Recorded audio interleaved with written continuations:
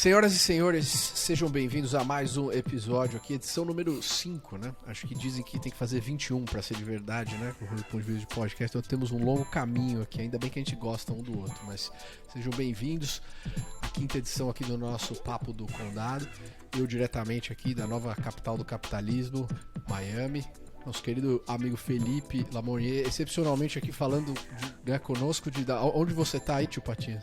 Lisboa, falando diretamente de Lisboa, Portugal. Lisboa. Lisboeta. Pô, então aí já sextou faz tempo, hein? Já, pô, aqui já são, sei lá, mais de 10 horas da noite. A determinação das moedas do tio Patinhas. E aí nossos amigos aqui, o querido Che Guevara da Faria Lima, Gustavo Brigato, ambos no frio de São Paulo, né? Cara, eu tô em Ribeirão Preto, que é tipo o inferno na terra, né? Eu tô de calça e de casaco e morrendo de frio. Nunca imaginei isso. Mas em Ribeirão Preto não tem pinguim? Aí era pra ser mais frio. Então, tem o pinguim do chopp, né? Pra você refrescar o calor. Mas... É porque o povo fala que tem pinguim em Ribeirão Preto, achava que era um animal. Eu gosto. Ribeirão é bom. Terra boa. Bom, assuntos de hoje. Primeiro, que acredito que foi as perguntas mais frequentes e um que a gente não conseguiu cobrir na edição da semana passada foi o exit do Guia Bolso. E aí, somado ao exit, ao acquisition da Creditas pela Creditas da Volante, né, pela Creditas. E a gente falando um pouco mais aqui sobre o spectrum dos acquihires, ou aquisições que não necessariamente vão em torno das expectativas que os VCs tinham nos investimentos originais, como que isso funciona, por que isso acontece, quais são os interesses por trás disso e as dinâmicas de deal making nessas situações. Depois falar um pouco sobre o IPO do Robinhood e essa mudança como um todo do perfil de investidor pessoa física, né, seja nos Estados Unidos, seja no Brasil, porque também tivemos a rodada da Nomad, a segunda rodada da Nomad, essa anunciada aqui essa semana. Vamos falar um pouco de China também, porque a porradaria do governo chinês em cima do empreendedorismo e da liberdade continua.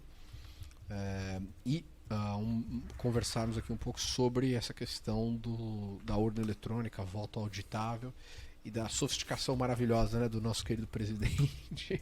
Cara, a não questão, né? Urna eletrônica e voto impresso, desculpa, é uma não questão. Não deveria nem ser uma questão. Se começar por aí já, se quiser, vamos nessa. Não, desculpa, eu já puxei. Se você me falasse, não, vamos discutir registro em blockchain, sei lá, né? Vamos falar um negócio mais pra frente. Mas, bicho, né? Ele não quer isso. Vamos pedir currículo Lattes impresso, né? Como é que o pessoal ficou brincando essa semana? Obrigado. Por incrível que pareça, eu ainda tenho amigos que defendem o Bolsonaro. Sério. E aí alguns deles até ouvem esse... E o argumento deles, que é um argumento, assim, com perdão, meus amigos que estão escutando, é bem do vagabundo, aquele que você pega direto do grupo do Zap do Bolsonaro, e daí você vê a linha de raciocínio, porque assim, todos os twitters bolsonaristas, eles falam a mesma coisa, como se a gente fosse um bando de idiota que não sabe que tá tudo combinado. A linha é justamente essa, do tipo assim, mas eles não estão questionando, eles estão falando em aprimorar o sistema. E beleza, se fossem pessoas sérias, por exemplo, e você falou blockchain, né, que eu acho que é uma tecnologia óbvia que poderia... Beleza, agora o que a gente viu, a gente tá gravando, né, na sexta-feira, o que a gente viu na quinta-feira, eu confesso, até porque tenho mais o que fazer, que consegui assistir a live do Bolsonaro por um tempo. Tá puto. Não, mas... eu tô puto mesmo, porque é o seguinte, cara, eles subestimam a capacidade cognitiva do povo brasileiro num nível, porque é uma coisa tão mambembe, é uma coisa tão que qualquer pessoa com mínimo de formação, com mínimo de interesse em ler sobre o assunto, sabe que não passa de uma papagaiada. Então, assim, o que me revolta, não só nessas... Isso é um excelente exemplo, porque é uma área que a gente entende. Eu fiz matéria sobre segurança de urna eletrônica algumas vezes, já acompanhei, só para as pessoas entenderem, quem não ficou um didatismo meio escroto isso, mas só para quem não sabe, nunca leu sobre, mas eu vou contar porque também não sei muito mais do que isso, mas é óbvio que essas urnas são auditáveis. Assim, existe uma série de testes que são feitos antes, e esses testes de segurança, testes públicos, em que os partidos participam, grupos de hackers se juntam em universidades para tentar burlar o sistema, obviamente num esquema, entre aspas, do bem, para que elas sejam testadas. As urnas são sim auditáveis. Obviamente que nenhuma tecnologia é 100% segura. Nenhuma tecnologia é 100% segura. Agora, qualquer tecnologia eletrônica, como é a urna eletrônica, ela vai ser sempre muito, mas assim, centenas, milhares de vezes mais segura do que o voto impresso, gente. Assim, quando eu digo, desculpa, o voto primeiro, o voto à mão, que era antigamente, e o voto impresso. Por muitos motivos que você coloca, toda vez que você coloca uma camada física num processo, você aumenta a quantidade por exemplo, de defeitos que essas urnas podem ter, porque uma impressora ela aumenta em muito a inutilização dessas urnas, e o que acontece muitas vezes, quando você tem poucas urnas para substituir, você vai para o voto manual. Tá? Então, assim, não do ponto de vista tecnológico mais seguro, mas mesmo assim eles podiam trazer tanta coisa ontem explicando, né? Mas eles trouxeram vídeos que, sério, gente, parece uma coisa de quarta série do primário. Eu não vi nada, eu tava muito ocupado, assim, com a vida. Né? Mas assim, não deu tempo de assistir o capítulo da novela essa quinta, porém continuo aqui a reafirmar se a eleição for Lula-Bolsonaro, voto no Bolsonaro ainda, porém e falo isso tranquilo, né? Mas assim, a questão, eu acho que o que eu assisti de fato foi o contra-argumento do presidente lá do TSE, dizendo com relação à segurança do transporte dos papeizinhos, né? Que fossem impressos, porque até aí você tem um double opt-in de impressão de papel para ter uma contagem que não é manual, tá? Não é a gente na mão, né? Você pode automatizar isso com a máquina como se fosse contagem de máquina de dinheiro. Quer dizer, com boa vontade, lógica e inteligência, com certeza seria possível melhorar e aprimorar a eleição. Então, isso que você falou, né, obrigado. Pô, a gente eventualmente ter de fato a eleição no blockchain em real time, as pessoas poderem votar se a urna é eletrônica, eventualmente poderem votar nos seus próprios celulares. Né? Exatamente. Dizer, várias possibilidades. Uma coisa, prova de vida, alguma coisa assim, de casa você vota, registra o blockchain. Porra, aí é legal, aí é beleza. É uma discussão que joga pra frente, mas você tá fazendo uma discussão que é jogar pra trás. Minha raiva... Desculpa, Pedro. Não, eu só ia falar assim, o maior problema, na verdade, é a perda de confiança nas instituições. E isso realmente eu acho que perda é muito complicado. Calculada. Né? Perda não é perda, é o cálculo de enfraquecer as instituições para causar o caos. Essa é a tática.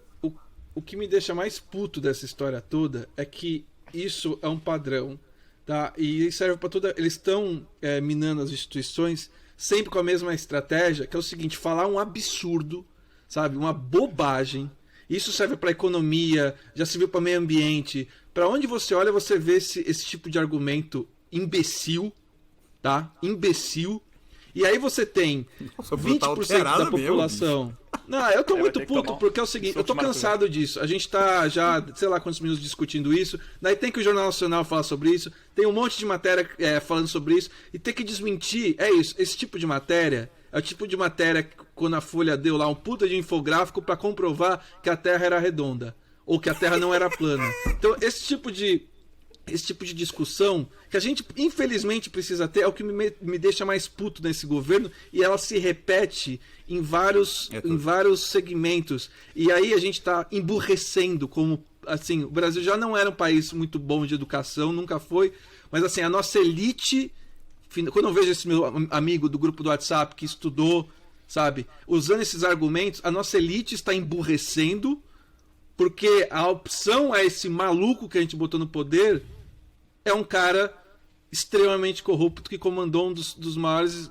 né, de acordo com as acusações, ainda que tenha sido absolvido pela justiça. Assim, já que a opção é o PT, eu vou topar todo tipo de argumento. E é isso que me irrita, porque a gente está emburrecendo como nação, a gente está enfraquecendo nossas instituições, e essa porra não vai terminar bem. Bruno, eu acho que na minha visão, velho, você está basicamente fazendo um movimento de pêndulo, porque eu acho que a gente tem um movimento, né, de fato, completamente idiota que o Bolsonaro e a equipe dele está fazendo, pró-voto impresso, pró-contra as instituições, e você está fazendo um movimento ao contrário, dizendo que sim, a urna que temos é segura, sim, o modelo eleitoral que a gente tem no Brasil é muito bom, e aí a gente vai ter que tentar trazer isso para o meio. São duas coisas diferentes. A urna segura eu defendo como a melhor opção dentro das tecnologias disponíveis hoje. O modelo eleitoral, cara, é uma discussão de 3 horas complexa que até eu não tenho nem subsídio para dizer se o modelo é o correto ou não. A questão da urna eletrônica, a gente sempre pode melhorar. O que eu estou falando é o seguinte, dentro das nossas opções é a melhor tecnologia, e se fosse algo tão fraudável, e ele falou que tinham provas para isso, não é aqueles vídeos de YouTube, sabe, tutorial da Turma da Mônica que ele mostrou ontem. É isso que eu estou dizendo. Entendeu? A gente pode falar que existem várias formas melhores, mais seguras, para onde a tecnologia está evoluindo, biometria facial, prova de vida. Mas esse que é o ponto, Bruno. Não é isso que ele trouxe. Não é isso que ele trouxe. Mas qual que é o ponto? Caberia... Poxa, a urna foi... Qual foi a primeira eleição com urna eletrônica? Foi em 98? 96. 96, né? Pois é. Bom, a gente está falando de uma tecnologia que basicamente ela vem sofrendo evolução de hardware, ela vem sofrendo revolução de software também ao longo desse tempo, mas a gente está falando de uma tecnologia criada em 1996. É muito velho, cara. Dava pra melhorar. E outra, não tem nenhuma democracia relevante no mundo que usa urna eletrônica. O argumento botão, o argumento... Não, nos Estados Unidos tem vários sim, mas aí começa a ter aquele problema que o pessoal fala do sistema do Dominion. Tá? A eleição dos Estados Unidos é uma bagunça, ela não é parâmetro pra nada, é uma zona do cacete. Eu recebi uma cédula de votação no correio, entendeu? E assim, é uma desorganização enorme. Porque cada municipalidade tem um negócio chamado gerrymandering. Não vamos nem entrar nisso aqui, porque aí nós vamos entrar num rabbit hole maluco. Eu acho que o que o Felipe tá falando é que assim, a única validade a gente sabe que os motivos por trás dessa discussão no macro são completamente corruptos e péssimos. E isso vale para os dois. Para o plano de poder maluco que a Gleisi Hoffmann e os amiguinhos ali têm. E o plano maluco também do Bolsonaro. Agora, o que é válido aqui a gente conversar era que o Brigato estava falando, que a gente estava conversando. Como a gente poderia fazer hoje uma eleição melhor, usando tecnologia de verdade, com reconhecimento. Acho que essa é uma discussão interessante.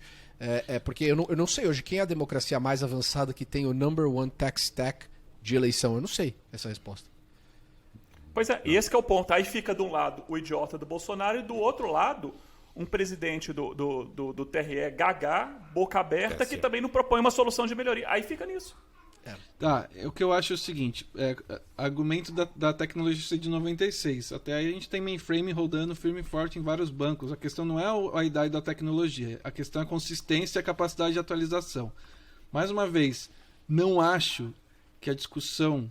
Sabe como é o método? É a mesma coisa, eu não acho que o Brasil tenha...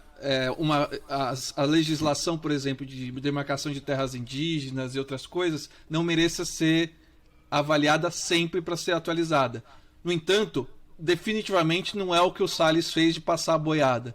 Eu não acho que a distribuição de renda... Daí, se você olhar para... sempre isso. Eles pegam causas super nobres, que a gente poderia ter um debate de altíssimo nível na academia, no mercado, quais as novas tecnologias para a gente melhorar o sistema eleitoral... E eles transformam isso numa bagunça. Simplifica. Entendeu? Porque é método. Porque eles não estão interessados em melhorar porra nenhuma. Eles estão interessados em bagunçar, tumultuar, para dizer que o negócio não é crível. E aí, a gente já falou disso em outros programas, chegar em 2022, o Bolsonaro perder e eles arrumarem uma desculpa. Então é o seguinte... você tem que escolher um inimigo nessa história toda para começar a combater, porque é o seguinte, são vários problemas. Eu acho que o principal que coloca a gente em mais risco é um que está o tempo todo tentando diminuir e tumultuar as instituições para ter uma justificativa, porque ele sabe que ele tem 20% só dos votos e não vai passar disso, tá? Ele sabe que ele vai perder. E aí a gente tentar fazer o movimento do pêndulo como se fossem duas coisas equivalentes, eu acho que é um problema, porque a outra coisa equivalente, a gente já teve várias eleições nessa urna eletrônica. Quer dizer que é perfeito? O próprio Bolsonaro, 30 anos no Congresso, e todas as eleições dele foram eletrônicas. Então, se é para questionar do Aécio, da Dilma, questiona todas as eleições do Bolsonaro também. Por que ele não pode ter manipulado o voto, comprado o voto, manipulado a urna? Ué. Mas isso é válido. Eu acredito também que, de fato, pelo menos tem um lado positivo desse desastre, é que as pessoas acabam ficando um pouco mais atentas para se perguntarem, né, como que de fato as coisas funcionam e qual é o processo como um todo. Eu não sei, Bruno, se você poderia aqui conversar um pouco mais sobre isso com relação ao que você aprendeu nas matérias que você escreveu. Imaginando assim, meu entendimento é que cada urna ela é 100% offline, ela só conecta na eletricidade ali na sua zona de votação, ela tem um pendrive e aí eu apertei o botão. Algumas têm bateria, inclusive. Aí elas são transportadas de volta para um centro ali, que é um centro de transferência de dados do TSE, e esses centros eles mandam para uma compilação. Essas informações elas vão para um servidor, enfim, e existe uma compilação nacional dos resultados. Mais uma vez, rapidinho, minha mãe já foi candidata a vereadora 2 vezes e tem um boletim de urna. Olha só, por qual partido? Agora eu não lembro, cara. Cidade pequena, do interior de Minas. Foi na onda lá, chamaram. Qual que era o slogan dela, Brigato? Bicho. Não, agora você não... Pô, não sabe... O cara é jornalista, comunicador e não ajudou a mãe a se eleger. Que agora nós temos filho de político aqui. Tá tudo explicado. Mas tem boletim da urna, cara. Cada sessão eleitoral publica o boletim da urna. Então, assim, fechou... Como assim? O boletim é o quê? O boletim da urna é os votos. Dá um extrato de votos da urna. Cada sessão eleitoral, quando acaba a votação, fechou lá, deu o horário, 5 horas, eu acho, né? Fechou, 5 horas, acabou. Pegou a urna lá, os caras emitem um boletim da urna ali, o extrato, e fixa o extrato naquela zona eleitoral ali. Aí depois manda enquanto manda para totalização dos votos. Então, cada urna, você sabe o que cada urna fez. E os partidos ficam ali somando as urnas. Tem todo mundo, tem representantes dos partidos, dos candidatos em cada local de votação e vai somando aquilo e tal. Então os caras já fazem uma checagem, já fazem uma boca de urna ali online. Então quando o Bolsonaro fala que isso é só o TSE, é só depois... Não, cada urna tem, cada local de votação, você sabe os votos, você consegue ver ali na hora assim que termina. Então assim, tem uma auditoria, você consegue ver.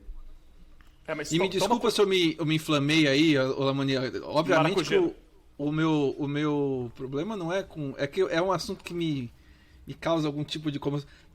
a questão não é questionar a segurança. Cara, se entrasse 2 hackers lá ontem na live, 2 caras muito bons, falando assim, olha, a gente realmente fez esse teste de força aqui, não sei o que, conseguiu hackear, então a segurança poderia... Cara, não é, bicho. É o vídeo do Mundo Bita que aqueles caras mostraram ontem. É um vídeo infantil. É subestimar muito a nossa inteligência. Assim, é um presidente infantiloide, sabe? E que acredita em qualquer merda que mostram pra ele. E isso vai do nióbio, de todas essas grafeno, todas essas porcaria que chega um cara lá com uma... Ô, presidente, assim, tudo que tem interesse, ele compra a história e fica repetindo, e a gente é obrigado. Quanto tempo a gente já tá debatendo esse assunto? 18, porque é isso. Em vez de a gente debater as melhores tecnologias, a gente não tá debatendo isso. A gente tá debatendo se vai ter eleição em 2022, porque a discussão é essa. Tipo, Claro se ele vai não, aceitar não, o resultado. Não, vai ter, óbvio. Ele aceitando ou não, isso vai acontecer. Só para o deadline aqui, porque uma coisa que aconteceu essa semana, eu de quarta até hoje não acompanhei nada de Brasil, mas no começo da semana eu assisti o Pingo nos Is lá do Roberto Jefferson, e esse cara é o Steve Bannon brasileiro. Assim, é isso, assim, he's the fucking Brazilian Steve Bannon, e que loucura, né? Eu não tinha noção de que a gente tinha uma direita tão... Assim, que saudades do Enéas, eu vou dizer pra vocês, assim... Não, Enéas é inteligente, viu o Roda Viva dele, o Enéas era fantástico, cara. Mas a direita clássica... Peraí, rapidinho. Roberto Jefferson, que na CPI falou, sai daí, Zé. Lembra disso? Bob Jeff, que já esteve do lado de Roberto, de José Dirceu. Já quis salvar José Dirceu das garras nefastas da corrupção do PT. E agora tá No aí Brasil- pagando de... Faz videozinho com arma no coldre, fala do macaco, que chama o embaixador chinês de macaco. É uma loucura. Aí falando, porque somos críticos, não sei o que. Puta, o desrespeito a Deus ali é triste. A minha conclusão é que não existe direita e esquerda no Brasil. Não, nunca existiu. O ponto é, Nunca existiu. nunca existiu. E o ponto é só, você vê hoje, né, pô, Ciro Nogueira. Cara, não adianta. Chamou tudo... o cara de fascista há 2 anos e agora é Falou o, que é não o era principal fã do- ministro dele. Não gostava do É isso que eu Bolsonaro, disse, tinha restrições do Bolsonaro, chamou o cara de fascista e agora tá lá. Mas assim, puro eles estão oportunismo. fazendo tudo que eles podem fazer pra aprovar esse negócio aí, né? Daqui dia 5, né? Que é a votação, não é isso? Dia 5 de agosto. De votação? Pro voto impresso. Não é? Tá, vai Não, ser e- eminente, não é isso? E Ah, sem tá, contar eminente, isso, né? é. Que foi, Não, o foi cara uma tá puxando marmelada. todo. Não. O cara puxou a votação da tomada. Vocês lembram disso, né? Era para isso acontecer no primeiro semestre, na última semana. E aí o relator, eu não sei se era o relator, quem que estava na presidência da votação, a hora que viu que ia perder, o cara desligou, desligou, que nem se a gente desligar aqui acaba o episódio, ele fez isso. Entendeu? Esse é o nível. Levou, a bola das é minha. pessoas que a Não bola vai é jogar. minha. Então por isso que assim, se eu tivesse uma palavra para resumir o Bolsonaro, o bolsonarismo e seus asseclas, são infantiloides. É um bando de piá de prédio que não sabe perder e acredita em qualquer merda que passam na frente deles Cara, para eles terem algum tipo de vantagem. Se não tivesse na política, ia estar todo mundo caindo em esquema de pirâmide, mas calhou de estarem na política. Pô, eu acho que Esse os resume, políticos, né? no Você geral, pronto. são Conclui, muito beleza? Próximo tópico. imaturos. Podemos... Eu só ia falar... Vocês viram que aconteceu no parlamento italiano ontem com o negócio das vacinas, da inclusão dos passaportes de vacina? Os caras tá começando a correr e tirando os papéis. Foi parecido com essa questão de tirar o painel de votação da tomada. Não, mas eu assim, fico- isso aconteceu no fico Capitólio pensando- também. O pessoal entrou quebrando tudo. O nível basal de lógica da humanidade é baixo. Né? Não, esse negócio do voto impresso, a imagem que sempre me vem à mente quando falo esse negócio de votação, quer dizer, no passado, quando a gente tinha voto impresso, nunca teve problema. Nunca apareceu urna, nunca apareceu voto a mais, nunca teve esse tipo de problema, né? As pessoas se esquecem que nunca teve problema. Não, dava Porque problema era democracia toda baby eleição. ainda, né? Tinha acabado de sair da ditadura. Não, acho ele que tá ainda- sendo irônico. Já, é óbvio que dava problema Dava na problema época do toda voto. eleição, Não, dava tava, merda, pô. aparecia voto, Nem aparecia sumia. a urna inteira, Sumia o urna, saco de sumia saco de voto. Não, e aí a imagem que sempre vem na minha cabeça é aquela apuração do carnaval de São Paulo, que o cara, chega correndo, vai lá, pega os votos e rasga os votos. É isso que os caras querem fazer, querem tumultuar. Não, É só a pra gente viu o que tumultuar. aconteceu no... Não, simples. A gente viu o que aconteceu no Peru há um mês atrás. Isso. Exatamente. Me conta do Peru. Eu não sei, eu Esse não negócio de sei. contar do Peru, você que tem a história Não, do Peru. a galera né? pulando pela janela com saco de voto nas costas. É isso. A eleição que o Bolsonaro defende é a gente voltar no tempo, a gente voltar. E aí isso serve para todas as nossas evoluções progressistas, tanto sociais quanto principalmente no meio ambiente. A gente está voltando muito rapidamente no Nos tempo. anos 80. Eu sempre falo Exato. isso. Tudo que o bolsonarismo defende é os anos 80. Tem que voltar a banheiro do Mas Gugu, olha só. tem que É isso aí que eu voltar. O que é? Chacrete. Não, É isso. É voltar dos anos 80. Mas, Que chute. Que chute. Alright. agora, tem um...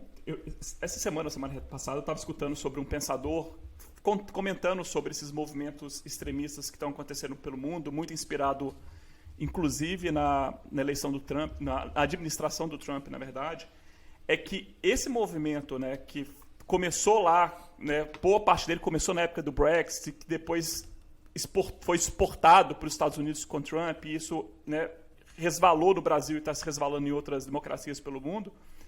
A estratégia dessa turma, né, é basicamente para você mudar. Eles acreditam, né, esse pensador diz que para você conseguir mudar uma sociedade, você precisa primeiro quebrar ela, para depois juntar ela em pedaços para você conseguir conduzir da forma como você acredita. Então, todos esses caras, né, estrategicamente, eles têm... Por isso que eu acho que o Bruno tem um ponto importante. Porque todos esses caras tentam, o tempo todo, destruir as entidades, destruir aquilo que sustentou a democracia durante muito tempo para tentar mudar o sistema. Então, a gente tem que... É muito perigoso esse movimento que o Bolsonaro faz, sim, mas também é perigoso a gente sempre jogar na defesa achando que a gente não precisa evoluir, a gente não precisa dar a voz, a gente não precisa escutar os questionamentos e as bandeiras que o outro lado está levantando também.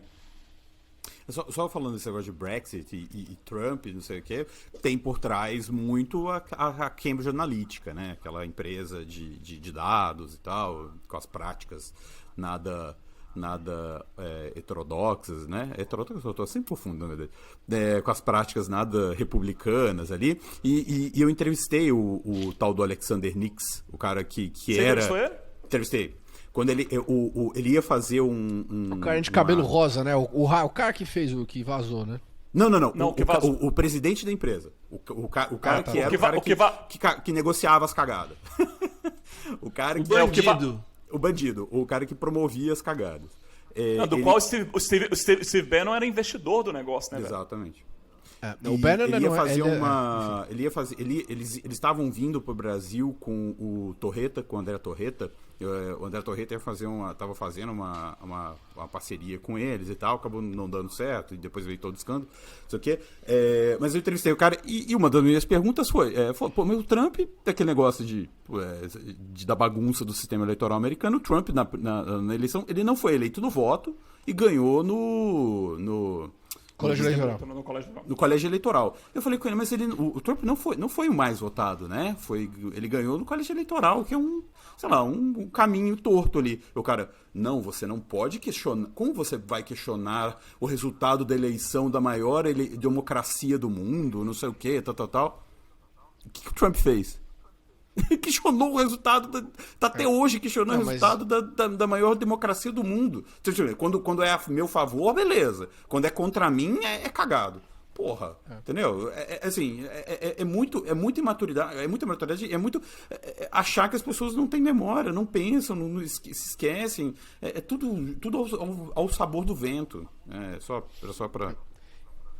Eu acho interessante a gente ver assim o que vai surgir quando a gente acabar com essa polaridade absoluta, né? Porque o populismo, assim, o Steve Bannon, ele foi o cara, ele financiou, né? Ele estava envolvido no Bolsonaro, envolvido o ex-presidente da Hungria, né? Que fez a homossexualidade ilegal, essas coisas loucuras, né?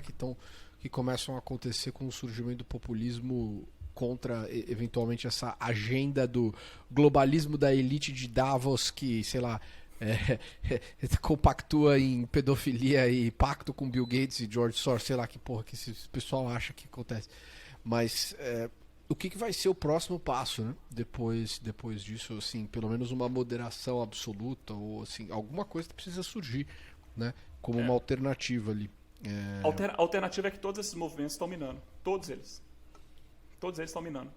Já estão rediscutindo na Europa, né, a questão do Brexit, Trump já está fora, Bolsonaro potencialmente vai estar fora na próxima eleição. Esse movimento é um movimento de fato para sacudir o mundo, mas isso não vai durar por muito tempo. Nenhum movimento extremista no mundo durou por muito tempo, né? Oxalá. Assim a gente espera. Bom, é só uma tempestade. Porque queremos o nosso amigo Bruno sempre muito calmo. Maracujá, né? Não, o Bolsonaro... Oferecimento. Eu tava Oferecimento, essa coisa da urna eletrônica, essa coisa de tratar a gente que nem imbecil realmente me tira do sério. Mas eu acho que já... Vamos falar sobre coisas de alto nível. Boa. Vamos falar de coisas de alto nível. Vamos lá. Essa questão do Zachary Hires, acho que é interessante isso, até para o pessoal entender, né? Que assim, a grande maioria... Tem um relatório muito interessante da Kaufman Foundation, né, que ele falava The Enemy is Us, que é um relatório que eles pegam os últimos 40 anos de performance e investimento em venture capital. E se você comprasse uma posição como investidor em todos os fundos de VC, ou seja, se fosse um basket, lá, um ETF mais ou menos bem selecionado de venture, você ia perder dinheiro no asset class. Por quê? Porque o investimento é de alto risco num nível que você tem uma quantidade de failures muito grande. Então a maior parte das pessoas que decidem empreender com suas próprias startups não dá certo. O que acaba dizendo que assim, o basket da grande maioria das empresas, da maioria dos fundos, também não vai bem. Né? É uma pequena seleção de fundos que acaba trazendo o retorno dos vintages do mercado todo. Assim, adicionando a esse argumento, se a gente olhar os top 100 investimentos, são cerca de 15 mil deals em venture que acontecem por ano nos Estados Unidos. Se olhar os 100 investimentos dos últimos 15 anos, eles retornam quase que o asset class inteiro para cada vintage. Ou seja, é um business 100% de acesso e de capacidade de escolha, e trabalhar sempre. Os melhores acabam trabalhando com os melhores. É por isso que, assim, qualquer mercado você tem um grupo de 5, 6 bons fundos e o resto é resto. Só que metade dos melhores retornos em todos os vintages também vem de fundos novos. Fundos 1, 2, 3, porque são pessoas que entram no mercado e estão muito hungry, né, para fazer isso acontecer. Tendo dito isso, a gente começou a ter agora um movimento, né, assim, nós estamos entrando, que eu diria, na terceira era, né, de venture-backed startups da América Latina. Talvez a primeira foi assim, não tinha muita coisa, era a primeira bolha da internet, e ela começou quando o Terra chamava Fera.com, a Mandic, etc. E tal. Aí depois teve uma segunda era, essa era terminou com o exit do Buscapé. Aí começamos uma nova era que tinha 4, 5 fundos, era tudo muito amador ainda e devagar, mas existia. E aí agora a gente tem, de fato, um mercado mais estabelecido e competitivo, com talvez assim, 5 ou 6 fundos bons e uns 30 deployando capital de verdade. Ou seja, alguns desses investimentos de 4, 5, 6 anos atrás claramente não vão dar certo. E aí a gente tem que entender as alternativas que esses empreendedores e os investidores buscam para suas portfolio companies que eventualmente não vão ao potencial no qual o investimento foi underwritten ali. E aí temos o caso, por exemplo, do Guia Bolso e da Volante, que sem conhecimento de causa absoluta, acho que o Guia Bolso falaram, né, o valor da aquisição, certo? Não, vazou não. O Neofeed a gente deduziu. Publicou 150 a 200 milhões e olhando o balanço do Vostok Emerging Finance, que era um dos investidores do Guia Bolso, estava um valuation de coisa de 50, 40 e poucos milhões de dólares, que estava mais ou menos esses 200 milhões, 250 milhões aí de dólares, né? Que era o valuation, seria o valuation do Guia Bolso. Isso pode estar errado, né? Na verdade, eu acho que assim, a gente também vive numa situação na qual muitas vezes, pelo menos eu experiencio muito isso, a imprensa publica coisa que não tem nada a ver com a realidade, mas assim, de qualquer forma, parece e venha, né, que de fato foi um acqui-hire. E talvez seja o caso também da Volante. E assim, conhecemos os founders, né, pessoalmente, então assim, se estiver errado, por favor, a gente vai sempre se corrige aqui. Eu aposto que foi muito mais uma compra de capabilities do que eles desenvolveram do ponto de vista de plataforma do que acqui-hiring. Por quê? Porque a gente está vivendo... Você está falando de quem? Desculpa, da Guia Bolso ou da Volante? Do Guia Bolso, no caso do Guia Bolso. Por quê? Porque o Guia Bolso, basicamente, eles foram os pioneiros no Brasil e foram eles que, inclusive, levantaram a bandeira do Open Bank no Brasil. Então, não era nem chamado Open Bank ainda, né? É 2012. O Guia Bolsa é de 2012. Foi a primeira, praticamente a primeira fintech. Primeira ou segunda fintech do Brasil. Exatamente. E como a regulamentação do Open Bank pode ser um divisor de águas no mercado financeiro no Brasil, né? Porque vai buscar descentralização, aumentar a competitividade, todos os bancos estão correndo atrás para atender uma normativa, uma regulamentação, e são coisas que o Guia Bolso já vem fazendo tem 5 anos que as pessoas conectam suas contas bancárias com o Guia Bolso para entregar os seus dados para o Guia Bolso usar aquilo, né, tentar extrair inteligência daqui. Então tem 5 anos que o Guia Bolso já faz isso do ponto de vista de infraestrutura e conexão. Então, basicamente, quando o PicPay, né, compra uma startup igual o Guia Bolso, basicamente ela ganha alguns anos de desenvolvimento do ponto de vista de tecnologia e infraestrutura. E aí, qual que é o ponto? O ponto é que o Guia Bolso, os principais concorrentes do Guia Bolso, o principal concorrente do Guia Bolso, que era a Belvo, né, do ponto de vista de plataforma de Open Bank, está super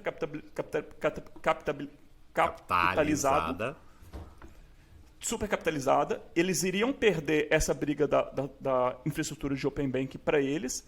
E a alternativa do que o Guia Bolso tinha, então, ou era continuar sendo uma empresa de crédito que eles já validaram no passado que não era um bom negócio, ou a saída que foi justamente vender os capabilities para o PicPay.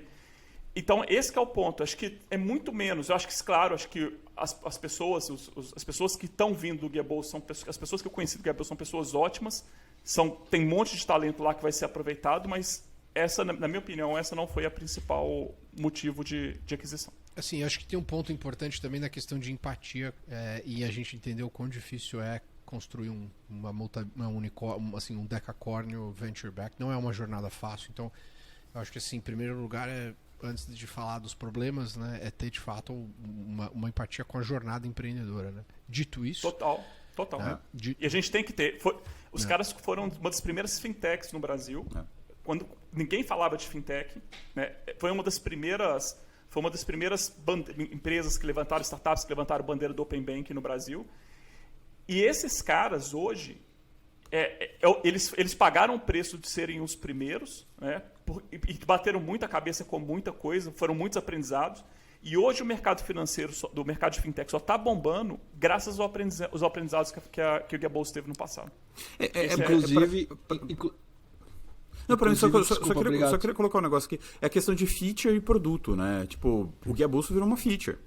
Você ter um comprador, você ter um consolidador ali, virou uma feature. Eles não conseguiram desenvolver um produto standalone, uma linha de receita. Eles tentaram crédito, não deu certo. Estavam lançando assinatura, não sei se a assinatura ia pegar, porque qual que é o sentido de você assinar o aplicativo do Guia Bolsa, sendo que você, sei lá, tem esses aplicativos de carteira de investimento, não sei o que, sei lá das contas. Então, eles acabaram virando um negócio que sozinho não ia parar de pé, não ia ter muito modelo de negócio. Eles teriam que ir para um outro modelo, virar uma IP, entendeu? Aí precisar pegar mais dinheiro. Aí, provavelmente, os investidores falaram, não vamos financiar uma nova, não vamos fazer uma nova rodada. Então, é melhor ir para debaixo de alguém e continuar. Isso. Como aquele aplicativo do ano passado da Meg Whitman lá, aquele serviço de vídeo que captou, acho que quanto que foi? Quibo. Captou Quibi. Bilhão e... Não, aquilo ali é uma piada. Não, ali então, acho que era uma feature. Aquilo ali é uma feature, não era um produto sozinho. Não. Aquilo foi quase uma fraude. Ali eu acho que é uma combinação de ambição desregulada com sociopatia arrogante. Tipo assim, não é... Não, é sério. Eu acho que o Vale tem uma série de exemplos de projetos megalomaníacos de pessoas que já ganharam muito dinheiro na física, não tem nada a perder e se acham muito melhores do que de fato são. Esse projeto é uma piada total e absoluta de uma falta de execução com prepotência, que combina também, acho que a estupidez quase feudal de como que negócios são organizados em Hollywood, etc. E tal. Acho que ali o buraco é problemático e diferente, mas voltando para a questão do Guia Bolsa, mas não acho que são situações comparáveis, tá? Eu acho que o Guia Bolsa especificamente teve uma dificuldade muito grande em falha de execução. Tentou fazer algumas coisas, talvez não deu tempo ao tempo para entender. Tinha aquela Get, né, que acho que era o business deles de empréstimo. Acho que crédito é um problema real, sério. Era Just, não Get, desculpa, Just. Então, assim, é um problema real e muito grande no Brasil. E meu entendimento é que não se deu tempo ao tempo para essa solução se materializar. Existem muitas companhias que não necessariamente são empresas de tecnologia que ganham dinheiro no Brasil emprestando dinheiro. Sim. Eles de fato tinham o FDIC levantado, então tem muitos problemas de execução que aconteceram ali, apesar de toda essa questão da empatia e tal. Agora, de fato, não eram assets que foram pro zero. Agora, provavelmente os investors ali receberam talvez 30% para cada 30 centavos para cada dólar investido. Eu não sei, não fui investidor da companhia. Eu acho só que é interessante sim a gente ter um mercado no qual esses investimentos não vão para zero absoluto, porque eles de fato construíram alguma coisa bacana ali. Então é mais uma amostra, né? Eu não vou aqui chutar nenhum cachorro morto, é mais uma amostra de que o mercado está amadurecendo e a gente acaba tendo um outro tipo de bucket e feature dentro do nosso mercado, porque na Bay Area a gente tem uma série de serviços específicos que são super interessantes, né, que ainda não chegaram no Brasil. Quer dizer, acho que o Brasil ainda está aprendendo, por exemplo, como é que vai fazer Venture Debt, né? Isso é só um paralelo aqui. Nossa, um dia a gente precisa falar sobre isso em profundidade, porque é um tema que parte o Venture Debt me interessa. Eu já vi opiniões bem antagônicas e bem radicais sobre a modalidade, mas deixamos para um outro programa para não correr o risco de ser superficial. O que eu queria era achei interessantíssimo o que o Lamonier falou em relação a os caras terem sido meio que um first movers ali. Eu lembro, cara, que o Guiabolso quase quebrou por causa de um processo do Bradesco, se não me engano. O negócio do Assim, login, que eles estavam... Sim. Eles abriram portas, deram a cara a tapa. E se hoje você tem fintechs aí navegando num ambiente muito menos hostil, ainda que ainda seja, com a relação com as instituições financeiras, os chamados incumbentes, né? É muito por causa do Guiabolso e do carisma dos caras. Eles sempre estavam na mídia dando boas entrevistas, falando da importância de se ter um ambiente um ambiente financeiro mais democrático, mais acessível, mais transparente. Então, assim, eu entendo, né, o Guiabolso até 2 anos atrás estava na lista dos potenciais unicórnios e sempre aparecia nessas listas. É óbvio que o resultado final não foi o esperado, mas eu acho que eu guardo, enfim, a história deles continua, enfim, mas eu acho que foi uma empresa que eu particularmente já fiz umas 2 ou 3 matérias sobre. Eu acho que foi uma empresa muito interessante, um case muito interessante. E em São Paulo, 7 graus nesse momento. 7 graus. Jovem Pan. Repita. Agora, jogar um pouquinho de pimenta nesse papo do Guiabolso e a confusão que deu com a XP. O que vocês têm a comentar sobre isso? Vocês são os verdadeiros Faria Limers. Eu não tô sabendo. Calma aí que eu vou pegar meu coletinho para poder discutir com Conhecimento de causa. É porque a conversa que rolou foi que basicamente os caras tinham assinado o deal da venda do Guiabolso para XP antes. Tem essa, né? Eu vi, mas... Brother, Eu não consegui apurar. Olha, eu não sei o que aconteceu, não... mas o que eu vou falar é o seguinte: óbvio que se você deu a sua palavra, ela tem que valer como um contrato. É como eu faço, como eu trabalho. Agora, não dá pra julgar se você tá numa situação na qual você tá retornando menos capital daquilo que era esperado por teus investors e na verdade tá todo mundo ali tendo que fazer uma transação que não é agradável. Se chegou uma oferta melhor, você otimizar para os seus shareholders. Eu não sei o que aconteceu, só estou colocando isso aqui para deixar claro que assim, a gente tem que respeitar contratos e palavras, mas assim... Como temos aqui o Nelson Rubens e o Leão Lobo da Faria Lima, no caso o Brigato e o Bruno, eu achei que eles ficassem... Calma aí. Eu sou quem? Eu sou Nelson Rubens? Não, mas eu ia falar isso, Felipe. Eu acho que é importante a gente, né, focar sempre em não ter... Assim, é interessante a gente discutir as questões mais relevantes, mas sem... eu não consigo falar, porque eu não fui atrás, realmente eu também vi no Twitter. Não, mas é isso, acho que vamos sair da fofoca e da especulação, né, e acho que... porque tem uma questão muito séria ali de mental health, de founders que empreenderam, foram anos da vida dessas pessoas. E, entendeu? Eu tentei. Você tá certo. Não, assim, não tô querendo, mas assim, tem que. Né, let's respect the founders. Nesse sentido. Agora, nesse sentido também a questão se isso aconteceu ou não, eu não sei, mas. Nessa lance da Acreditas com a Volante, eu tinha certeza que era a Kavak que ia fazer isso. Que era a Kavak, os mexicanos, que iam levar a Volante para estabelecer. Porque na época que a Volante que a Kavak falou que estava vindo para o Brasil, ainda não se falava de Creditas entrando no mercado de auto, né? Então... Faz sentido, se você colateriza o ativo, você precisa dar liquidez para ele para transformar ele em cash, nada como você ser dono da metodologia, do mecanismo que entra e sai para você fazer os empréstimos, né? Eu acho que assim, essa aquisição para mim, na verdade, tem muita lógica, em especial, se eu não posso comentar em specifics, mas como investidor da Cove, faz sentido sim, Acreditas ter comprado a Volante, você tem razão, que eventualmente a Kavak poderia ter entrado nesse mercado. A pergunta que eu faço aqui, e aí até para falar de chip shortages, né, que é o que tem feito o atraso dos carros e subir os valores dos preços médios aqui dos veículos, o que eventualmente não foi possível, o que aconteceu que na verdade a Volante não conseguiu. Eu conheço o Maurício pessoalmente, né, o Feldman, que é o CEO da empresa, um cara super legal, mas assim, o porquê que a companhia não conseguiu levantar um outro round, né? E quais foram as situações macro? E talvez tenha a ver com a questão da Covid, ter tomado uma porrada de free cash flow ali, tivesse muito leverage com burn rate alto. Porque eventualmente hoje quem tem capacidade de dar liquidez, seja de compra e venda de veículos usados, é um negócio mega importante, especialmente durante a pandemia.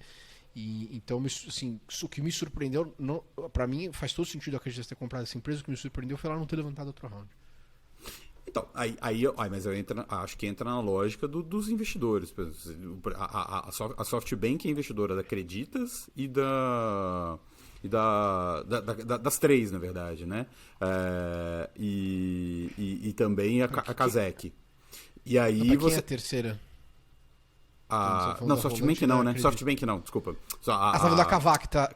Kavak e Creditas são SoftBank e Kazek. A Volante era Kazek, Monarchis e tal. Quer dizer, os três tinham investidores em comum. Eventualmente os caras vêm e falam, pô, a gente tem 3 cavalos. Até do ponto de vista do investidor, vocês me falam aí, você, Felipe e Pedro, mas eu sempre fico nessa de, porra, você pegar vários cavalos no mesmo páreo, não é queimar o seu dinheiro, assim, né? Você tá incentivando o cara a competir com o seu outro cara. Eu acho muito doido isso. E aí os caras vão lá e falar, porra, quem tá underperforming aqui entre esses 3? Esse aqui. Vamos, então, fazer uma consolidação interna aqui. Eu não entrei no mercado de patinete exatamente por esse argumento. Tive oportunidades, né, de partner ali, não entrei. Mas a gente entrei no mercado de delivery porque a gente tinha certeza de que, assim, um function de competitive advantage ali é capital raise. E os fundos da RAP são bons de levantar dinheiro. Então, óbvio que bons de muitas outras coisas, mas isso também é essencial para o business. Aí faz sentido, porque daí você consegue, né, com um war chest grande, os competidores pequenos acabam que não tem uma chance muito grande. Um bom exemplo aqui de conhecimento de causa, por exemplo, são founders incríveis, tá? São os founders daquela empresa de delivery de Curitiba, a James. É um produto bom pra caramba, os caras são bons, operacionais, mandam muito bem, mas eles não tiveram acesso à capital que a RAP tinha. E eles tiveram que acabar tendo que ter essa venda pro grupo Pão de Açúcar ali, né? Que foi pro GPA. E não foi um exit, assim, talvez o valor da operação total é o que a RAP Game encaixa em um mês.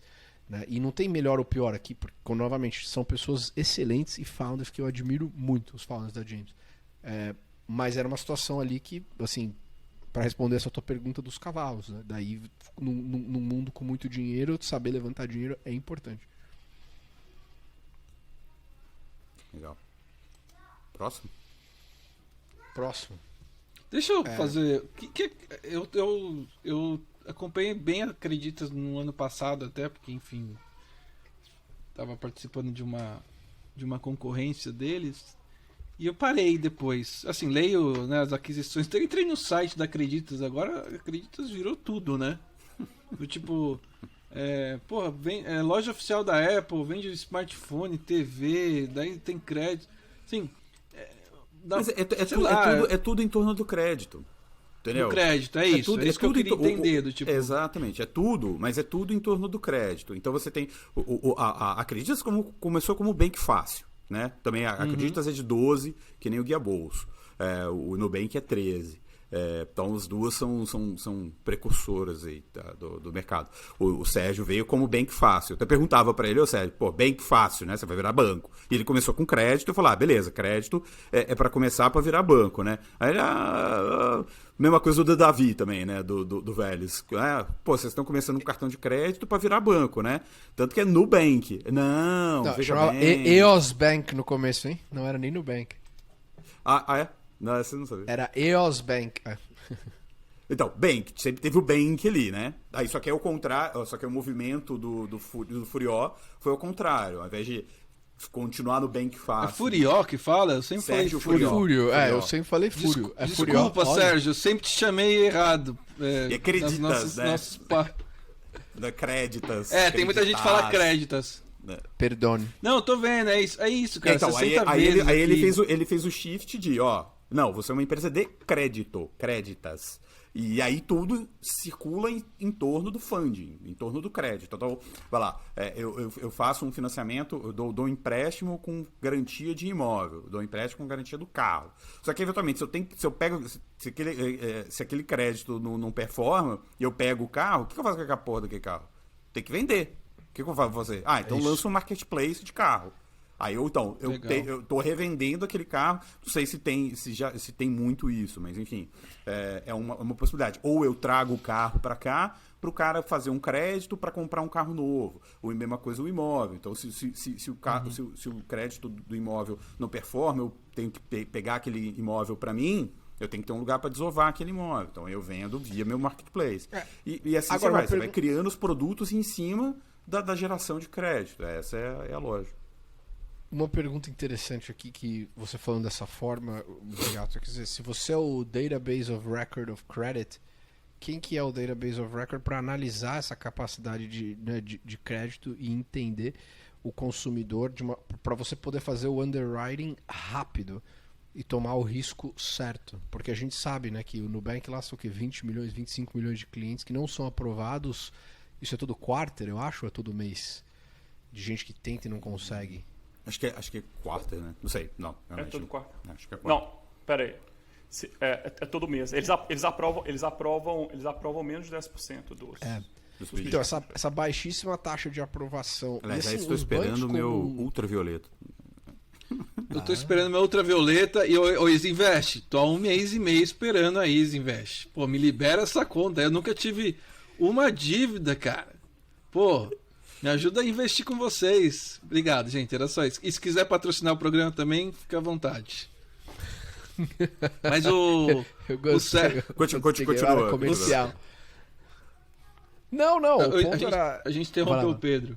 Não, mas o ponto eu queria contar uma história engraçada do Sérgio depois pra finalizar o assunto. Manda bala aí. Pode. Não, quando a gente tá difícil. Quando a gente gravou lá pela Startse lá o Fintech Revolution, eu fiz várias, e cara, foi muito legal fazer, porque eu fiz várias entrevistas só com as pessoas mais...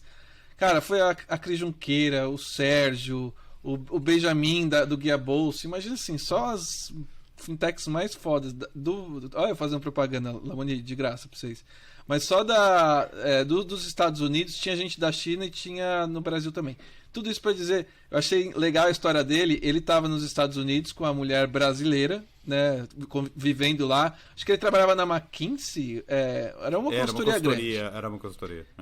Daí ele falou, não, vou empreender, vou montar a empresa. Daí ela falou, o Brasil é cagadaço de crédito, tipo, tem uma puta oportunidade para trabalhar lá. Daí ele falou assim, então eu vou vou ajudar a resolver o problema de crédito no seu país, querendo impressioná-la. E veio para cá e montou uma das empresas mais incríveis aí dessa nova geração no Brasil, né? Sempre um rabo de saia, Você me interrompeu para isso? Pô, a história é legal, cara. Eu tô brincando. Mas é engraçado isso. Quantos fundadores eu não conheço que se mudaram pro Brasil por causa de mulher? E aí depois falaram, vamos ver o que a gente resolve aqui, que ambicioso. Tem vários, cara. Esse tem... E quantos não começaram um negócio por conta de uma mulher, né? É o caso do Sean Parker lá com a gente com tá entrando num território perigosíssimo do machismo aqui, meus caras. Eu como o guardião moral da esquerda festiva Vila Madalênica, levantar esse ponto. Porra, mas é verdade. Ué, o cara... Mas eu não entendo como que vai me cancelar desse jeito. Se é verdade, vários caras, os caras estavam casados, queriam estar... Você casa com uma mulher brasileira... A gente não tá celebrando. É diferente. A gente só tô trazendo... Relembrando. Não, alerta. Me cancela agora, Bruno. Por que eu falei? Não, mas... Não, eu tô falando o seguinte. Não, é que a gente tá falando que quando usa expressões do tipo rabo de saia, essas coisas a gente tem que... Outro dia eu tomei uma que eu usei mas ninguém falou isso, falou? Falou. Outro dia eu usei uma porque eu falei que eu falei, tomei blipa aí depois na edição, por favor. Quero ser cancelado. Não, eu falei batom na cueca também, parece que batom na cueca, daí a pessoa me explicou. E eu acho que eu não tenho compromisso nenhum em usar expressões mais divertidas que sejam que ofendam outras pessoas. Eu acho que é simples, uma regra simples que eu adoto e assim, não quero que ninguém é obrigado a seguir né, esse padrão, mas Mas enfim, só pra dizer que, cara, eu fiz acho que umas 2 entrevistas com o Sérgio na minha vida e foram 2 excelentes entrevistas. É um dos caras muito, Ele é muito bom. Ele é muito bom. muito bom, assim, pra conversar, né? Não, e é um pouco Excelente. aquilo, acho que o ponto que o Pedro estava fazendo que é você ter massa crítica, você ter dado e ser o cara que conhece tudo, que é um pouco do que a Kavak está querendo fazer especificamente para o mercado de carro também. Ela não quer. Ela é compra-venda de carro, que é um pouco. Aí vai além do modelo da Volante. E por isso que eu acho que a Kavak vale 4 bi. E a Volante acabou não conseguindo decolar tanto, porque a Kavak, na verdade, tá virando uma fintech. A ideia dela, o negócio dela Ela é fintech. mexicana, né? Mexicana, unicórnio Ela é mexicana. mexicano. Vale 4 bi na última rodada deles e e Acreditas 1.7. Então, ela é o single product, né? Um produto só que vale o dobro da Acreditas, que faz vários produtos, mas é só uma curiosidade.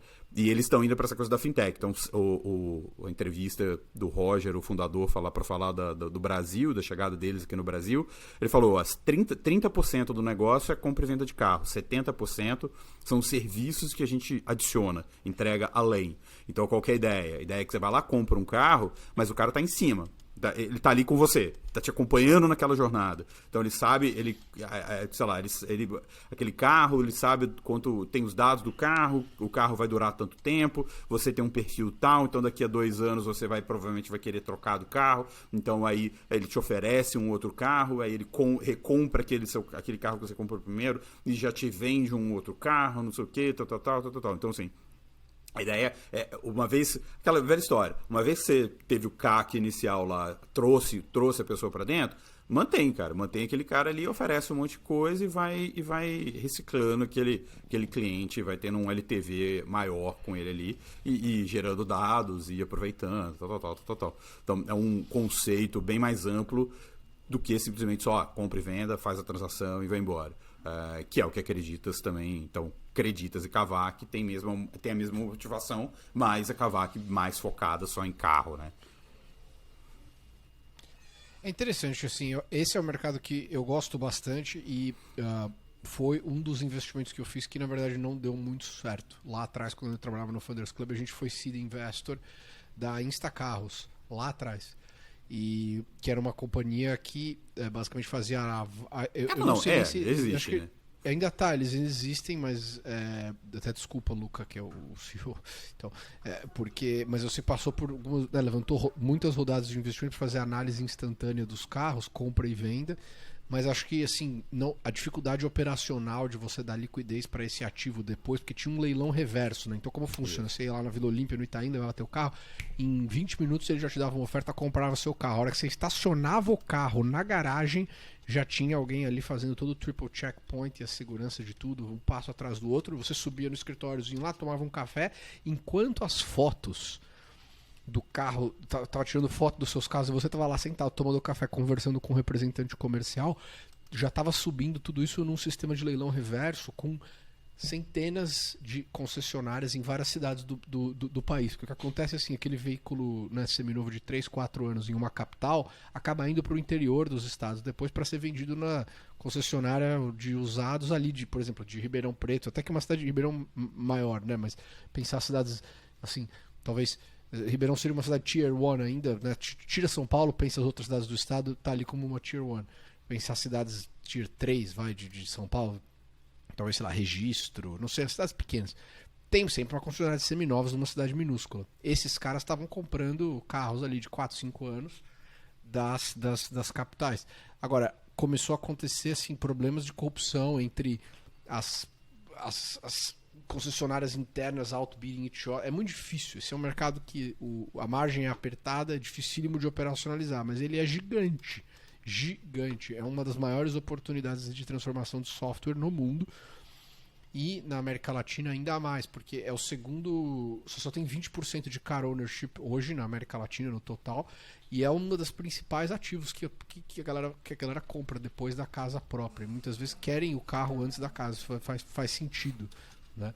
Então, até hoje, eu estava conversando isso ontem com até amigo nosso aqui em comum, né, Felipe? Porque você que me apresentou. o Luiz Felipe, ele tava comprando o carro dele no leasing dele, ele falou, cara, eu tive que mandar documento no papel no correio, e tive que fazer um cheque e mandar pelo correio, porque terminou o leasing dele, ele quis comprar o carro. Aí nos Estados Unidos. Nos Estados Unidos, então assim... Porque mandar cheque no correio aqui no Brasil... Quando você vê, você já tem umas 10 casas compradas no teu nome e você nem soube, né? Só. Não correio correndo pela...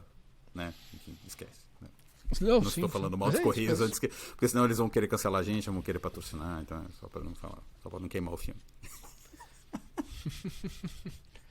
Enfim, então a oportunidade é gigantesca, ou seja, tanto do ponto de vista de crédito quanto do ponto de vista de você dar a capacidade, assim, confiança pro consumidor, né? Como que eu comprei o meu carro durante a pandemia?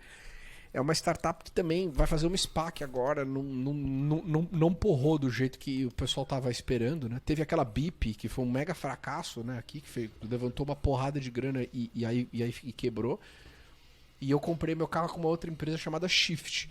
Porra, a experiência é um tesão pro consumidor. Literalmente, você abre o app, aperta 2 botões, em 3 horas os caras levam o carro na sua casa. E você faz o test drive, ele abre um iPad lá, em 2 horas o carro é seu, tá ali, tá aqui a chave. Chega a documentação no correio e em 1 mês, acabou. Eu comprei meu carro assim, durante a pandemia. E foi muito tranquilo, muito, muito rápido. Aquele Porsche Carrera, então, foi rápido assim, ô Pedro? A Lamborghini roxa. Lamborghini roxa? Não, é o Porsche Carrera com estampa do Romero Brito. Sim. É edição limitada. Sem comentários. Não. A turma de Miami vai cancelar o Bruno. Nossa, cuidado, hein? Não mexa com o Romero. Aliás, o prefeito de Miami postou hoje, eu fico acompanhando. Ele é um cara famosinho, né? Super papi. Super Pode falar mal. Ele saiu uma matéria na Vanity Fair, no perfil dele, falando que ele vai revolucionar o Partido Republicano, não sei o que é um cara jovem, não sei o que lá das quantas. Ele tá bem aí na fita. O Francis é excelente, ele é um cara muito legal, responde os DMs, o que eles estão fazendo aqui. Conheço a Chief of Staff, tem uma Head of Venture Capital agora na porra da prefeitura aqui. É do caralho, assim, esse cara realmente o que ele fez pela cidade é fantástico. Agora, as chances dele... Quem tem uma chance real de ser candidato do Partido Republicano é o Ron DeSantis, né, o governador da Flórida, dependendo do que for acontecer com o Trump, né? O Trump tá bem velho já também, né, pra ele ser candidato sair de novo, mas who knows, né? E eu acho esse é o problema, né? O Bolsonaro é jovem. Sério, tô falando sério. O cara é verdade. Deixar com... Não, e aí, Pedro, desculpa, outro dia eu ia falar disso e eu esqueci. O Trump pode se recandidatar porque ele não ficou 2 mandatos. Porque nos Estados Unidos tem a regra de ficou 2, tchau, filho. Saiu da brincadeira, você saiu da roda. Tá? Deixa espaço, deixa o coleguinha brincar. E aí, de novo, eu ia chegar exatamente aí. Cara, a discussão do Lula eu acho torta. Beleza, tem toda essa questão de corrupção, ele foi preso, blá blá blá. Mas o Lula não deveria disputar a eleição pelo simples fato de ele já ficou 2 vezes. Deveria ter uma rule of law que, cara, você ficou 2 vezes, você já cumpriu sua missão pelo país. Porra, valeu, obrigado. Vai curtir o benefício de ex-presidente, vai, sei lá, sabe? Lá em Curitiba, na cadeia. Pode ser. Aí você, inclusive, vai pra cadeia. Enfim. Mas, porra. Senão você não tem renovação, cara. O PT, o que é o PT? O PT é o partido do Lula. É isso? É isso? Não, o PT é um partido um partido político brasileiro. Você, aí cola a imagem num cara, porque o cara não larga o osso. Virou o partido do Lula. E o Bolsonaro não consegue achar um partido pra ele, porque... Cara, minha torcida é que ninguém aceite o Bolsonaro. Mas provavelmente vai ter o merge, não. Vai ser o merge dos 3 lá. A minha esperança era que ninguém aceitasse esse cara. Minha esperança era essa. Aí ele não concorre porque ele não tem partido. Simplesmente. Até agosto eu acho que isso ainda pode acontecer. Vai aparecer um partido pequenininho. O PTB, provavelmente o Roberto Jefferson. E o PP vai dar um jeito de entrar ali como um apoio. E assim, o cara vai ser candidato e vai ser candidato fortíssimo, né? Do tipo, é isso, a gente tem uma terceira via aí que não vingou e acho que não vingará, a não sei que aconteça um hecatombe, uma mudança muito, né? Sei lá, se junte, sei lá, Luísa Trajano com alguém muito que inspire muita, ou uma coisa que poderia ter acontecido, por exemplo, na CPI ter um nome, tipo, sabe, que saísse muito fortalecido. Rodolfo Rodrigues. Ou sei lá, o que Cara, não faz aconteceu sentido no nenhum. Qualquer pessoa séria não vai. Se eu fosse um bilionário brasileiro que tivesse nessa posição, eu nem ia cacete, meu. O que eu vou. Eu tenho minha fundação, eu faço as coisas, as agendas que importam pra mim. Por que cacete que eu vou entrar na política? Não faz sentido nenhum. Eu acho que quem chegou nessa conclusão foi o Luciano Huck, por exemplo, que tava ali num plano, entendeu? Que não faz, também, assim, você tá bored, porque você já tem uma vida super bacana, tá ao redor de um monte de gente interessante, circula em qualquer círculo que você quiser circular e ainda é uma celebridade querida e tal. Poxa, vai fazer mais caridade, né? O que você vai fazer na política? Não faz sentido. Não, eu acho que tem um lance de poder. Cara, você é o presidente do país, você é a maior autoridade do país, então isso pra quem é empreendedor, pra quem, cara, venceu na vida e já conquistou praticamente tudo que poderia conquistar, me parece ser, não para todas, mas algumas pessoas, eu acho que o caso do Luciano Huck é uma delas, né? Não sei da Luísa Trajano, por exemplo. Cara, você ser presidente do país e você ter uma genuína vontade de mudar e deixar seu... Porque assim, pensa do ponto de vista histórico. Daqui a 100 anos, vou lembrar o Lamonier no último programa, daqui a 100 anos ninguém vai lembrar do Luciano Huck. Ninguém. Mas se tiver um presidente do Brasil que depois do que aconteceu foi responsável por, cara, fazer isso, uma mudança, o país corrupto e atrasado e não sei o quê, essa pessoa vai ser lembrada pro resto da história. Mas entendeu? Mas who cares about that? Para pensar assim. Aí nós vamos cara, entrar numa... Não, o que eu tô dizendo as minhas é o seguinte, crenças, se você pensar o seu desencarne do ponto de vista espírita, eu vou falar, não, eu tô falando sério, who gives a shit? Tipo assim, se você, não sei o que você acredita que acontece depois da morte, mas assim, seja lá o que aconteceu com o Juscelino Kubitschek, foda-se. Pois é, quem é ateu, quem é cético, a única forma de você ficar para depois, quando você morrer, ficar depois da morte, é ser reconhecido. Então assim, o JK você deu um excelente exemplo. Pro bem e pro mal. Getúlio Vargas, JK, Borba sabe, Gato. até Borba Gato. Mas o Getúlio Vargas e o JK são dois exemplos importantíssimos, do tipo, o próprio FHC, não só pelo governo, mas principalmente pela história de ter saído do plano, sendo responsável pelo plano real. Ciro Gomes, depois, não foi FHC, foi Ciro Gomes, é o pai do... O Lula vai ser lembrado pro bem e pro mal, no sentido de ter levado o país lá para a capa da Economist, mas ao mesmo tempo ter se envolvido no maior caso de corrupção da história do mundo, né? Então assim, as pessoas querem deixar um legado. O que eu acho que quando o Luciano Huck vai lá, ou qualquer outra pessoa fala, putz, será que eu vou entrar nessa? Eu acho que aconteceu com o Joaquim Barbosa há alguns anos também, quando ele cogitou ser um presidenciável. Cara, vão revirar sua vida do lado do avesso. Então, o que você tiver de podre no passado, o que você tiver, assim, vai aparecer, vão usar contra você. Então, eu acho que essas pessoas também têm isso, do tipo, principalmente as que são muito associadas com o seu negócio. Por exemplo, o José Alencar, da Coteminas, cara, a Coteminas é uma empresa que, tipo, não é uma empresa que todo mundo vai no Fantástico todo fim de semana, vai o Luciano Huck era fazer propaganda na televisão. Fazer propaganda. E não era associado. A Luísa Trajano por mais que o Fred Trajano seja o CEO há muito tempo. É o Magalu da Luísa Trajano. Então, assim, o risco para um negócio é esse. Ela vai lá, se mete numa situação que ela não consegue sair. Mesa e banho, eu nem sabia. Eu joguei no Google. Era Coteminas, né, do Zé Alencar? Coteminas é basicamente uma empresa de tecidos. Terceiro, tá bom. Não era B2C, era B2B. Produce Textile Products. A Luísa Trajano é a cara institucional do Magalu, é a cara institucional do Mulheres do Brasil. Ela tem uma importância. Eu tô citando ela, mas pode ir para qualquer outra pessoa, do tipo o Luciano Huck. Se ele faz uma merda lá, não sei o que, se o governo dele é uma bosta, ele nunca mais vai ser o bambambam da Globo. O exemplo do Trump, acabou. O Trump morreu do ponto de vista do mundo dos negócios. Ele estava mais ou menos morto, né? Agora só chutou o cachorro. Então, Agora, eu acho que o medo... Agora ele vai ter que entregar. Agora ele vai ter que entregar as declarações de imposto de renda dele, né? Saiu hoje. Hoje, agora ele tá sendo obrigado mesmo, agora ele tem que entregar. E aí, só para terminar, eu acho que o que acontece com essas pessoas é o medo, né, de que a coisa dê errado. E o próprio Bolsonaro é um exemplo disso. Vou chegar lá, não sei o que, vamos mudar, Centrão é um bando de ladrão, se gritar pega ladrão, pega Centrão, não ficar o meu irmão, vem com aquele discurso. A gente tá 2 anos e meio aí de mandato. Você não resiste ao Centrão, sabe? Você não resiste, você vai ter que fazer concessões.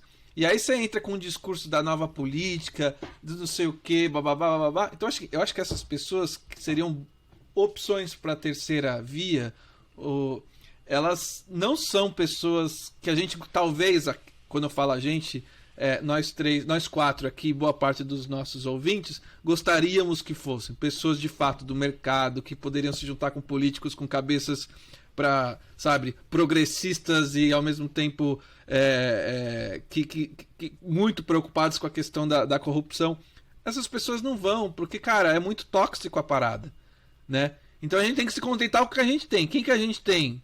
É isso, é torcer pro Lula se juntar com o Meirelles. Tô falando sério, pro Bolsonaro se juntar, né, em 2018 com o Paulo Guedes, quando se acreditava que o Paulo Guedes faria uma parada bem diferente do que ele fez. Mas é isso, quando a gente começa a falar assim, o Lula e o Henrique Meirelles, por quê? Porra, é o Lula, porque ele tá lá com 50% de intenção de voto, e o cara do mercado, que acalma o mercado, entendeu? A gente vai ter que se contentar com isso. Eu acho que, assim, já vamos nos acostumando com isso. Mas eu torço para que tenha alguma, sei lá, alguém descubra a cura do câncer, sei lá, nenhum ser humano ao lado do Lula me faria votar nele, eu só vou deixar isso bem claro, tá? Então, assim, não tem nem, entendeu? Impossível. Se em Vegas a casa sempre ganha, em Brasília o Centrão sempre ganha. O Centrão always wins. É isso. Centrão always wins. E eu acho que a outra questão, e aí pra gente até, enfim, né, entrando no finalzinho aqui, nos últimos comentários de todos, poxa, o último ponto é essa questão de que, assim, eu lembro quando eu fui fazer uma palestra no Senado, tava na faculdade ainda, é uma piada, o nível médio das pessoas lá é muito baixo, tanto na casa, na Assembleia. Então eu acho assim, sei lá, pensar se eu vou ser político no Brasil, porque tem essa intenção nobre de mudar e tal, você não vai conseguir fazer porra nenhuma. Não adianta nada. A única situação que faz sentido eventualmente alguém trabalhar dentro do governo é se você te derem um cargo de ministro, daí você tem uma pasta e autonomia para fazer o que precisa fazer, entendeu? Aí legal, você fala, porra, bacana, vamos pegar o Ministério da Tecnologia e ensinar um monte de gente a aprender a programar, melhorar a qualidade das escolas, né, investir pesadamente em ciência, mas de resto, eu vejo qualquer pessoa que de fato queira ser candidato como uma questão totalmente egóica, assim, eu não compro nenhuma justificativa de plano de nobreza de nenhum lado, de nenhum político em nenhuma ocasião, mesmo. Porque o que tem que passar na sua cabeça se você é um político, né? Eu acho que eu sei o que é melhor para todo mundo e eu vou colocar policy behind it. Pode ser meu lado libertário falando agora, mas eu tenho zero fé de que tem pessoas com boas intenções na política, assim, sendo bem franco.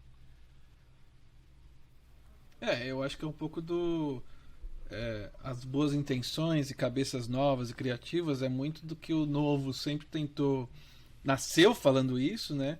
E muito embora eu discorde, tem uns caras do Novo que pra mim são linha auxiliar do bolsonarismo, assim, são bem, e não vou gerar essa comoção falando quem é, mas eu acho que todo mundo sabe. Por outro lado, tem umas pessoas do Novo que, muito embora eu não concorde com, assim, boa parte do que eles pensam em relação à política e economia, que eu respeito, assim, justamente por eu acreditar, Pedro, que os caras têm a melhor das intenções mesmo, assim, sabe? Eu vou citar 2 caras, não vou citar nomes, mas 2 caras do Novo, quando me vem à cabeça, que de fato, inclusive um deles a gente teve lá em São Francisco com... lá no Vale conosco, né? O Zema. Não o Zema. O Zema, pra mim, é linha, de verdade, a linha auxiliar do bolsonarismo. É o... Caralho, esqueci o nome dele. Depois eu vou lembrar, daqui a pouco eu vou lembrar. Mas enfim. Mas falta liderança ali, porque a verdade é que assim. Me desculpem meus amigos cariocas aqui, mas tem uma parte do Rio de Janeiro que é extremamente irritante. E aí o Amoedo faz parte aquela elitezinha do Leblon que dá raiva, assim, né? Que também tem isso do Jardins em São Paulo e tal. Não é uma pessoa que sai dessa patota do carisma. Precisava ter alguém que fosse mais, assim, porradaria, entendeu? Eu acho que é isso que falta, entendeu? Que fosse tecnicamente preparado, mas soubesse dançar o jogo, né? E dançar a dança, desculpa, em todos os palcos necessários, né? A gente não tem essa figura hoje, porque o Ciro Gomes lá, ele é louco, né? Ele é um cara desequilibrado emocionalmente. Pra falar o nome, esse merece. Você fala o Thiago Mitrô, teve com a gente em Palo Alto num bate-papo lá bem interessante. É isso, eu acho que eu discordo dele em muitas coisas que ele diz. Eu sigo o Instagram dele, mas assim, pessoas bem respeitáveis. Eu acho que se tem um futuro que eu gostaria de que acontecesse, é que a gente tivesse juventudes de partidos que voltassem a uma capacidade de conversar num nível, assim, num alto nível de educação e de informação, para que a gente discorde no plano das ideias, sabe? Tudo bem, acho que pode ser até meio naivo da minha parte achar isso, mas eu acho que tem uma nova geração, a própria Tabata Amaral, pessoas que é o seguinte, você pode não concordar, mas são pessoas elegantes, são pessoas que vão conseguir debater, sabe? Não é essa velharada que esses milicos que estão aí ocupando o cargo, e nem também um monte de gente despreparada que eventualmente tem ocupado os governos do PT, e a gente sabe que houve muitas delas. Então, assim, eu tento ser um pouco idealista nisso. Eu acho que a gente precisa ter essas pessoas, sabe? Principalmente Partido Novo, essas novas lideranças, porque eles vão brigar com a Amoedo, eles vão brigar com, né, os velhos do próprio PSDB, né, os tucanos mais antigos, o próprio Alckmin saindo, enfim. Mas tudo isso pode dizer, cara, eu não consigo não acreditar que pode ser melhor, sabe? Eu acho que, infelizmente, a gente só tem motivos para acreditar que, como o Pedro disse, cara, não tem o que fazer. Mas, enfim, quase um desabafo, né? Hoje foi o dia... Desabafo. É um desabafo. Não é quase, né? O programa inteiro é um desabafo. Né? Tô quase chorando aqui. Meu ponto é só, não sofra tanto, Bruno. É a minha sugestão. Não, mas eu não sofro. Essa parte eu não sofro mesmo. Eu sou esperançoso, mas não sofro. Eu não fico lá, ai caramba. O que eu sofro mesmo é o mundo. É o Super Mario Brothers, vídeo do Super Mario para explicar a fraude na urna eletrônica que nem a gente teve ontem, para voltar pro início dessa conversa. E finalizarmos aqui, já estamos a 1h17, mas temos alguma outra consideração? Não, só puxar o gancho, 2 ganchos, né? Coisa que a gente não falou. A China tá fazendo crackdown em tudo quanto é business, tudo quanto é os negócios, né? Tá feio o negócio. E aproveitando esse gancho de política aqui no Brasil, hoje a Bolsa fechou em queda de 3% por conta do medo do furo do teto de gastos, obra de Ciro Nogueira, já no comando do PP ali, para aumentar gastos, né? Encher as barriguinhas e fazer um gancho com a rodada da Nômade que a gente anunciou no começo também, 100 milhões de reais. Então, estabilidade no Brasil, vai lá, abre uma conta na Nômade, na Avenue, na Stake e investe dinheiro fora do Brasil. Agora, não é só magnata, só o condado que pode investir fora do Brasil, não. É totalmente legal e fácil, barato investir fora do Brasil. Então, meu amigo, minha amiga... Pois é, E não só investir fora do Brasil, mas aproveita também para investir num asset class chamado Atman Capital. Já aproveita o investimento que vai chegar via Nomad ou remessa online ou qualquer outra dessas ferramentas em dólar. Já deixa parte do teu patrimônio alocado em dólar e já faz isso via nosso querido Pedro Sorrentino. Não, e a boa notícia é que o Lamoni agora pode fechar as 4 offshore dele, porque ele pode agora investir legalmente internacional, não precisa fazer esses esquemas com... Como é que era aquele seu amigo, o tal do Youssef, o lá de Curitiba? Que isso? Né? Aquele que você me apresentou quando eu morava... Não, esse cara aqui é firmeza, se quiser trazer uma... Né? Aquele que tava com a meia mais grossa no pé direito. Você achou que era... E daí pra gente também cumprir a agenda, Até porque acho que tá só no começo, é uma discussão interessante, os shortage de chips mundial, né? Eu acho que assim, vai ter muito pano pra manga nas próximas Compre semanas, seu iPhone meses hoje, aí. não deixe para amanhã. Já tá, então- tá rolando há um tempão, né? Mas olha que interessante. Isso aqui é uma coisa que eu queria falar. Acho que se vocês me derem mais 2 minutinhos, a gente fala sobre isso, que acho que isso é super interessante. As ações da Apple caiu quase 5% na segunda-feira, né? Então foi um frisson no mercado e um monte de pessoas dizendo que as ações caíram por conta da falta de chip no mercado. E aí o que acontece? Ontem voltou ao patamar que estava na semana passada. Ou seja, será que o problema de chip foi resolvido em poucos dias? Aí o que eu fiz? Eu comecei a pensar e me questionar do ponto de vista, poxa, mas como a Apple, sabendo que ano após ano, no lançamento dos iPhones, ela sabe quantos iPhones ela vai precisar, ela vai ter no mercado, será que ela não preparou a compra desses chips antes? Aí o que eu fiz? Eu entrei lá no 10Q, que é o reporte financeiro que as empresas divulgam, e nesse reporte tem lá falando que a parte de, deixa eu pegar o nome certinho para vocês, que é uma parte que eles chamam lá de Manufacturing Purchase Obligations, que é basicamente o quanto essas empresas já empregaram em capital de compra de produtos futuros, de insumos futuros para a construção de seus produtos. E eu fui ver, a Apple já tem aportado em compra de chips aproximadamente 36 bilhões de dólares. Então, vai faltar chip no mercado? Vai, mas não vai faltar para a Apple. Porque ela já fez... Porque imagina só, isso é uma coisa que não fecharam na minha cabeça. Como uma empresa igual a Apple, o Tim Cook, que era um cara de operações, que veio da operação para hoje se tornar CEO, é um cara que não se planejou para isso antes, no potencial risco que isso poderia trazer no mercado. E sim, eles fizeram. Então, isso é uma coisa bem interessante. Pode ser que vá faltar sim, mas vai faltar para outros competidores que não se prepararam. A Apple, nosso iPhone em outubro está garantido. Não, a Apple é dona de Taiwan, assim, ela é a maior compradora de componentes em Taiwan. Isso ela até Taiwan não voltar pra quase China. todo mundo né? lá. Mas vai ser uma outra conversa. Nossa, aí vai... Aí vai longe. Senhores, vamos encerrar aqui para termos um início de final de semana alegre e feliz, com muita democracia, sanduíche de mortadela e coxinha. E coxinha. Com Negroni, pra não ficar fora do condado, exatamente, né? exatamente. Você Eu vou me deu uma tomar ideia. Coxinha de Eu vou- coxinha de carne vegetal, coxinha de plant-based, né? Não, é frango. abri não é uma- plant-based. esse uma- lixo eu não como. Abri uma padaria de Sorocaba aqui do lado de casa, que diz que tem a melhor coxinha do Brasil. Agora eu fiquei com vontade, vou pedir aqui no... Eu não vou falar, assim... Pede no Rappi são todos pra esportes ajudar nosso amigo. São todos esportes para patrocinadores. Então eu vou pedir a coxinha nessa padaria e chamar pelo aplicativo que vai me entregar aqui em casa. Vamos lá, galera, a gente pode falar os nomes. Eu vou tomar um rosé com o dinheiro que eu comprei com o meu trabalho, porque aqui, como indivíduo soberano, não precisamos de patrocinadores, a gente faz o nosso próprio dinheiro. Não, eu vou tomar um... Te imprime, né? Tem uma impressora nova que eu comprei aqui. Tá indo bem. Mas se um dia a gente quiser ter algum patrocinador, poderemos... Vai ser difícil, né? Vai ter que ser algo que nós 4 concordamos.